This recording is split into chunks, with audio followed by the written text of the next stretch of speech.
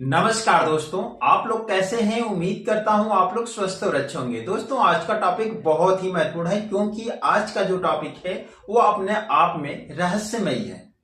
क्या आपने कभी सोचा है कि इस हमारे पूरे शरीर का निर्माण एक छोटी सी कोशिका से शुरू होता है और एक कोशिका से ही हमारा दिल, दिमाग, नसें, खून और हड्डियां ये सब कैसे बनते हैं। तो आज हम समझेंगे मानव शरीर का पूरा सफर बिल्कुल ही आसान भाषा में। अगर आप इस वीडियो पे नए हैं तो जल्दी से सब्सक्राइब कर लीजिए क्योंकि यहाँ पे आपको आज बहुत कुछ मिलने वाला है। इस वीडियो के बीच बीच में आपको कुछ ऐसे नया सुनने को मिलेगा जो आप पहली बार जानेंगे और वीडियो के लास्ट तक आपको स्वस्थ रहने का राज यहाँ पे मिल जाएगा। तो आइए इस वीडियो को स्लाइड के माध्यम से शुरू करते हैं। जैसे आप स्लाइड में देख रहे हैं, एक कोशिका से बॉडी तक का सफर, हम इसको स्टेप बाय स्टेप में समझेंगे जिससे कि बहुत ही आसानी से समझ में आ जाएगा। पहले पार्ट 1 में हम शुरुआत करते हैं कोशिका से। अब कोशिका क्या है, तो जैसे आप देख रहे हैं पिता का शुक्राणु है, ये एक कोशिका होता है और ये अंडाणु मां का है, ये एक कोशिका होता है। जब ये दोनों मिलते हैं, निषेचित करते हैं, तो यहाँ पे एक नीव कोशिका बनता है जिसको हम जाइगोट के नाम से जानते हैं। अब ये नीव कोशिका में ये पिता का आधा गुणसूत्र और मां का आधा गुणसूत्र मिलते हैं, टोटल 46 हो जाते हैं। तो यहाँ पे जो नया सेल बनता है, इसके अंदर जो बीच में आप देख रहे हैं यहाँ पे डीएनए होता है यानी न्यूक्लियस होता है और इसी में 23 और 23 46 गुणसूत्र होते हैं। तो यहीं से जीवन का कह सकते हैं शुरुआत। अब ये कोशिका अपने आप को विभाजन करता है। तो शुरुआत में ये अंडाणु है, इसमें पोषण होता है और इसी से पोषण लेकर ये 1 से 2, 2 से 4, 4 से 8, 8 से 16, 16 से 32, इस तरह से ये 4 दिनों तक विभाजन होता है और फिर 5वें दिन एक ब्लासिस्ट बन जाता है और ये मां के गर्भ के दीवार से चिपक जाता है और फिर यहां से पोषण लेकर ये भ्रूण का निर्माण करता है और यहीं से हमारे जीवन की शुरुआत होता है। अब पार्ट 2 में हम एक कोशिका से ऊतक तक का सफर यानी कोशिका से ऊतक कैसे बनते हैं। तो जब एक समान काम करने वाली कोशिकाएं आपस में जब मिलती हैं तो ये ऊतक बनाते हैं। ये मुख्य 4 प्रकार के होते हैं, जैसे त्वचा ऊतक, रक्त ऊतक, मांसपेशी ऊतक और तंत्रिका ऊतक। जैसे एक तरह के जो कोशिका मिलते हैं, तो जैसे आप स्किन देख रहे हैं, एक तरह का ऊतक है। मांसपेशियां बनाते हैं, एक तरह का ऊतक है। तंत्रिका तंत्र बनाते हैं, एक तरह का। और जो रक्त हमारा होता है उसमें भी जब एक तरह की कोशिकाएं मिलती हैं तो रक्त बनते हैं। अब पार्ट 3 में हम जानेंगे ऊतक से अंग तक का सफर यानी ऊतक से अंग कैसे बनते हैं। तो जब अलग अलग ऊतक मिलकर एक विशेष काम करते हैं, जैसे आप यहां पे देख रहे हैं, जैसे रक्त, मांसपेशी ऊतक, तंत्रिका ऊतक और त्वचा ऊतक, ये मिलते हैं तो एक आर्गन का निर्माण करते हैं, जैसे हमारा दिल हुआ, फेफड़ा, मस्तिष्क और पेट। क्योंकि ये जो अंग बनते हैं इसके अंदर रक्त भी होता है, तंत्रिका तंत्र भी होता है और मांसपेशियां ये सब होती है।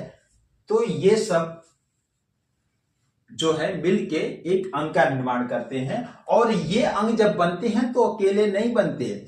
ये अंग अपने साथ रक्त नलिकाएं, नसें और सपोर्ट सिस्टम जो है सब विकसित होते हैं। जैसे मान लीजिए हमारे हृदय का निर्माण हुआ तो हृदय में रक्त भी है, नसें भी है, नलिकाएं भी, यानी सब कुछ, और जहां पे ये सपोर्ट है वो भी है, यानी एक तरह से ये पूरा अपना सिस्टम लेकर ये विकसित होती है।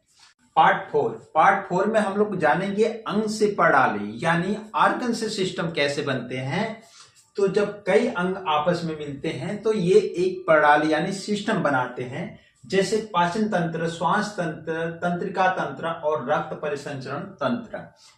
अब उदाहरण के लिए, जैसे हमारा दिल प्लस रक्त नलिकाएं प्लस खून, यानी दिल, हमारे जो नसें हैं और उसमें जो रक्त बह रहा है, ये सभी मिलते हैं तो हमारा ये सर्कुलेटरी सिस्टम यानी रक्त परिसंचरण तंत्र तैयार होता है। वहीं पाचन तंत्र की बात करें तो जैसे हम मुख से खाना खाते हैं, इस्टोफेगस में आता है, फिर पेट में, पेट से छोटी आंत, बड़ी आंत और फिर जो वेस्टेज होता है हमारे शरीर से बाहर निकल जाता है, तो ये पाचन सिस्टम है। अब पार्ट 5 में हम जानेंगे कि हमारे शरीर में जो सभी सिस्टम है, यानी हमारे शरीर में 11 तरह के सिस्टम है, जब सभी सिस्टम मिलते हैं तो एक शरीर का निर्माण होता है। जो हमारे 11 सिस्टम है, जब सभी एक साथ संतुलन में काम करते हैं तब क्या होता है कि एक हमारे स्वस्थ मानव शरीर का निर्माण होता है। पार्ट 6 में हम लोग जानेंगे कि हमारा जो शरीर बना है कोशिका से, तो हमारे कोशिका को जीवित रहने के लिए आखिर में क्या चाहिए। तो हमारे कोशिका को जीवित रहने के लिए ऑक्सीजन चाहिए जो हवा से मिलता है, पोषण चाहिए जो भोजन से मिलेगा, और तीसरा पानी। ये तीनों चीज हमारी कोशिकाओं को जीवित रहने के लिए चाहिए। अब हम देखते हैं, यहाँ ध्यान देने वाली बात है कि जब हम भोजन जो करते हैं उससे ग्लूकोज और ऑक्सीजन जब मिलता है तो एटीपी यानी यहाँ पे आपस में क्रिया करके ये ऊर्जा बनाते हैं जो हमारे कोशिका को चाहिए। और दूसरा जो अमीनो एसिड होते हैं ये हमारे शरीर में वृद्धि करते हैं और हमारी कोशिकाओं की मरम्मत का काम करते हैं। और जो विटामिन और मिनरल्स होते हैं ये हमारे जो शरीर में काम होता है, जो प्रक्रिया चलती है उसको सही से चलाने के लिए चाहिए। विटामिन और मिनरल्स की जरूरत हमारे शरीर में बहुत कम मात्रा में होती है, लेकिन इनके अभाव में हमारा जो शरीर जो काम करता है ये ठीक प्रकार से नहीं कर पाता है, जिससे हमारे शरीर में बहुत सारी बीमारियां पैदा होती है। जैसे आज की डेट में हम फिल्टर वाला पानी का सेवन करते हैं, इनमें बहुत सारे मिनरल्स नहीं होते हैं जो भी एक तरह का बीमारी का कारण बनता है। तो दोस्तों हमारे जो है कोशिका उसको चलाने के लिए ये तीनों चीज चाहिए। तो हम अंत में यही कह सकते हैं कि जो हमारे शरीर में 11 सिस्टम है ये सभी एक परिवार की तरह है, और जब सभी मिलकर आपस में सही से काम करते हैं तो हमारा शरीर स्वस्थ रहता है। एक सेल से हमारे पूरे बॉडी तक का सफर बहुत ही एक तरह से रहस्यमयी है कह सकते हैं।